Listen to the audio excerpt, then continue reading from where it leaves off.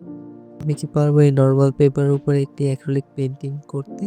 চলো সেটাই দেখা যাক। সো ফার্স্টে আমি এখানে একটা নারুটো ক্যারেক্টার এঁকে নিয়েছি। আমরা জানি যে নরমাল পেপারের উপর অ্যাক্রিলিক পেইন্টিং করা যায় না।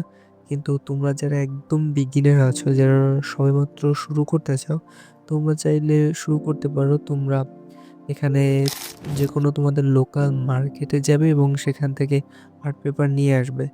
তোমরা চাইলে ওটা আঁকতে পারো, বাট রঙের সাথে পানি খুবই কম ইউজ করবে, যাতে করে অপর পৃষ্ঠায় তোমার রং না ছড়িয়ে যায়।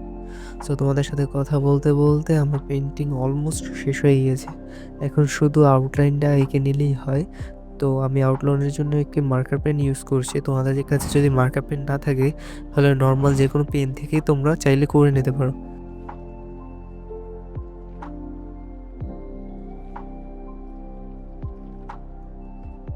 So here is the final result.